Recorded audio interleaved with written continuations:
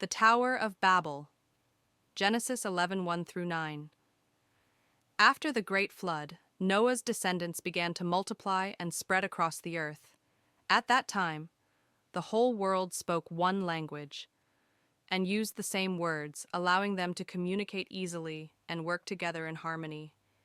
As people migrated from the east, they came to a vast plain in the land of Shinar, later known as Babylon. Finding the land fertile and well suited for settlement, they decided to stop their wandering and establish a great city where they could live together. As they settled, the people devised a grand ambition. Come, let us make bricks and bake them thoroughly. Instead of using natural stone, they made bricks from clay and baked them, using high bitumen, tar, as mortar. With these materials, they planned to build a massive tower that would reach the heavens. Their goal was twofold. 1. To make a name for themselves. They wanted to be remembered for their great achievements. 2. To prevent themselves from being scattered. They wished to remain together instead of spreading across the earth as God had commanded. They said, "Come, let us build ourselves a city with a tower that reaches to the heavens, so that we may make a name for ourselves and not be scattered over the face of the whole earth." The people worked together in unity, and the tower rose higher and higher into the sky. But as God looked down from heaven, he saw their pride and rebellion.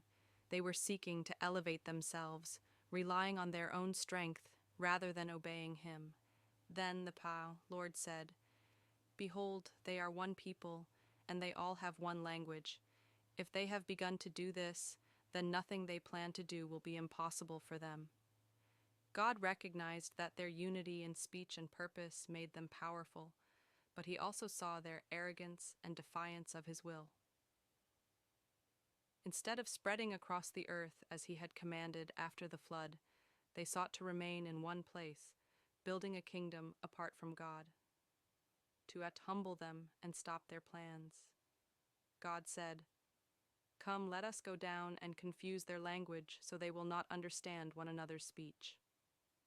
Suddenly, their speech was changed, and they could no longer understand one another.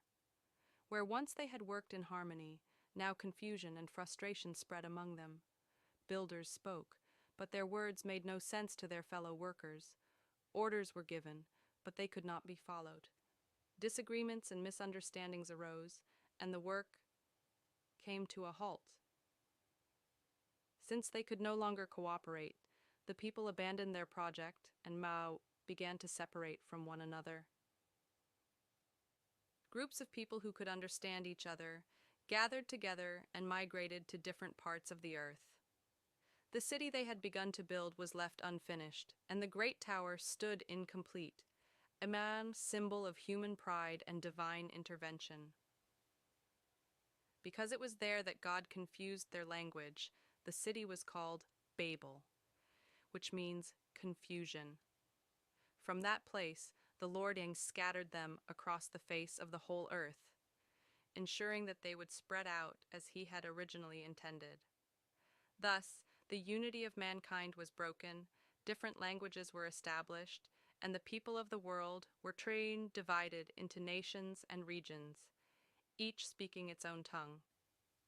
The Tower of Babel teaches that human pride and ambition, when pursued apart from God, lead to confusion and failure.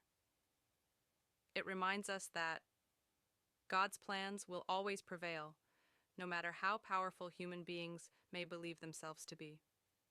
If this story has touched your heart, don't forget to like, share, and subscribe for more biblical narrations. Stay tuned for the next chapter as we continue our journey through the scriptures. May God bless you.